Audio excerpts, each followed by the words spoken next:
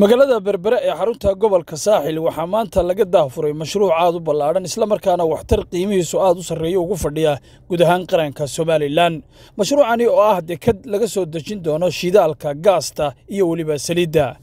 dekadani ayaa ama mashruucani waxaa hirgeliyay shirkadda Admor ee uu gudoomiyaha ka yahay Mustafa Cali Jaamac Bustaan madaxweynaha jamhuuriyadda Soomaaliland ayaa xariga ka jaray mashruucani waxaana xariga jarka mashruucani ka soo qayb galay xubno ka tirsan golaha wasiirada Soomaaliland xildhibaano madax dhaqameed iyo marti sharaf aad u tiro badan oo ganacsatada ka mid tahay ugu horeyn mashruucani baaxadda leh ayaa waxaa ka warbixiyay Mustafa Cali Jaamac Bustaan oo ah gudoomiyaha mashruucani hirgeliyay badda gudaheeda ay maraakiib waaweyn oo ilaa 100 kun oo tan way soo taagi karaan oo shidaal sida 7 dhuumood ayaa ku jira badweynta oo maraakiibta shidaal ka soo qaadaya waxay keenayaan station-kan inaga dambeeya marka macaamiisha haamaha dhisay iyo BOT halkan bay ka qaadanayaan shidaalkii la isku dardari jiray wixii ma jiraan waa 7 dhuumood marka mashruucani si fiican buu inoogu hirgalay maadaama ay maraakiib waaweyn imika iman karayso Berbera Soomaaliland shidaalka imanaya maraakiibta wayna soo qaadaysaa wuu ka jabnaanayaa kii hore gaasta wax lagu karsado way ka jabaysaa tii hore waxa aad u muhiim ah dawladda Itoobiya inala jaarka ayaa imika u suurtagelaysaa inay isticmaalaan dekadan shidaalka aynu halkan ka samaynay maraakiibtoodu timaado waxaan u mahadnaqayaa madaxweynaha jamhuuriyadda Soomaaliland mudane Muuse Biixi Cabdi oo lahaa aragtidan in wadanka loo sameeyo dekad shidaal oo weyn oo caalami ah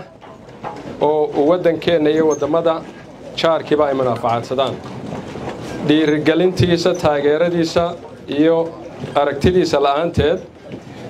maanta kumaynu guulaysan kareen mashruucan marka aad iyo aad baan ugu mahadnaqayaa madaxweynaha jamhuuriyadda Soomaaliland madaxweynaha jamhuuriyadda Soomaaliland mudane Muuse Biixi Cabdi ayaa isaguna ku amaanay shirkadda Admor iyo gudoomiye Mustafa mashruucan baaxadda leh ay ka hirgeliyeen Soomaaliland isaguna ku baaqay in hareeraha la iska taago mashruucan ballaaran oo qiimo weyn ugu fadhiya dalka Soomaaliland isla markaana qayb muhiim ah ka qaadanaya horumarka dhaqan-dhaqaale aad iyo aad waxaan ugu mahadnaqayaa ninka fuliyay iyo shaqada tirsa Admor ee Mustafa hogaaminayay mashruucani muu ahayn baac mushtaro qura muu ahayn shirkado qura mashruucan waxaa lagu keenay aqoon badda iyo hawlaheeda shidaalka iyo hawlihiisa haddii amnigiisa tahay iyo haddii ay tahay tayadiisa badda iyo maraakiibta imanaysa nabadgelyadooda iyo securitigooda waxaana si wanaaga in Soomaaliland daris aqoontaa leh weliba u dhow daloola dadka iyo shirkadaha hawlaha yaqaana inay dedejiyeen inuu mashruucani loo hirgalo aad iyo aad baan u mahadnaqayaa Mustafa iyo raggii la shaqaynayay iyo kabariga waday ee Admorda waxaan u mahadnaqayaa ganacsada kale ee iyaga oo aan aqoonta gaarka iyo khibradaha aan lahayn dhaqaale badan geliyay ee hawl badan u maray si ay u samayn lahaayeen dhulwa badda ka soo qaada markaa marba intay aqoonteena iyo tayadanu gaaraysa waynu fulinay maanta waxaynu fulinay kii caalamiga ahaa waa dekad shidaal oo qaranku leeyahay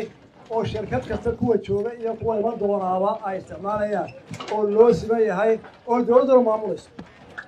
si dadka dhex loogu ahaado dadka hore u maalgeliyey aan u sheegnay inaynu meel wax isugu geyno iyaga iyo dhaqaalahoodii galay ee aqbalay ee shirkadaha badanayna aad iyo aad loo mahadsan yihiin in wax la wada ahaado qarankuna meel wax ka wada maamulo waxaan filayaa inay dhibaatooyin badan kaga bixi doono oo shidaalka inaga haystay ooy ka mid tahay haddii shidaal la soo shubo oo la doonayo shidaalkaa dib loo qaado shirkadaynu dhibaatay ku qabay shidaalkaa dib loo celiyay awooddiisa lama hayo markii shidaalkii taangarkawa laga shubay ee ku yar in meel kale lagu geeyo la doonayo in taangi kale lagu shuba lahay kharash kale yahay riski kale yahay ama khatar kale oo shidaal oo la shubayo maanta taangi uu shirkadii ugu dhacaya tay doonto ahaado shirkadii hadday doonto inay dib u dhoofiso shidaalka dib bay u celinaysaa inta soo martay oo dhan hadduu cunto yahay hadduu gaaska dabka yahay hadduu jet yahay haddii uu haamaha galo shirkaddii haddana haamii dib ay u garaacan kartaa oo ay markab kale ugu shubi kartaa oo ahaa dhibaatooyinka in haystay horumaraynu gaadho weyn waxaanu filaynaa inuu qiimuhu ka jabo intii hore maanta markabka sida 50 tan 40 tan oo gaasta cuntada ah oo geeska afrika uu diraayo wuu ku soo xidhanayaa haamihina shirkado waa dhisanayaan intay doonaan bay ka fulayaan caalamka hadday afrikada xidhiidho gudbinayaan iyaga awoodooda hawl walba laga furtay markaa mashruucani waa dekad labaad oo tii weyneed ee agaasha iyo kontineerada ahayd ku lamida oo shidaalka ah oo aynu rajeynayno insha allahu inuu hore ugu marno madaxweynaha jamhuuriyadda ayaa iftiimiyey waxyaabaha la gudboon shacbiga somalilan iyo xukuumaddoodaba maxayna la gudboon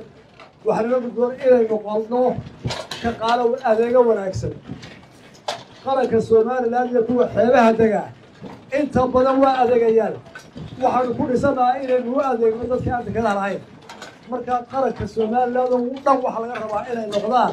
dad aad dabeecad ahaan aamin ahaan nabadgelyo ahaan la shaqaysan kara caalamka oo ciddii inoo timaadaaba ay ku aaminta xoolaheeda iyo hantideeda waxaa laga rabaa adeeg wanaagsan baa laga rabaa waxaan aad iyo aad u mahadnaqayaa shirkaddii hawshan qabatay tii shalay sii qabatay kuwii ka soo horreeyay dalka soo dhisay ee dalka uu waxba lagu aaminay ee isaga soo qaaday shirkadaha waaweyn soo gaarsiiyey dahabshiil oomaan talisan awsiciid ilaa jirta xuseenkii markii berigii hore dadka soo bilaabaan kale dadka ku soo talay ahaa iyagoo taariikhdaasi inaynu waa ku ammaanayna maalmahan waxaynu adeegaynaa waa ganacsigii waa dalka horumarintiisii dhibaatooyinka kale way iska xalili doonaa insha allahu maxamed cabdilaahi soo fadhiiste star t v berbera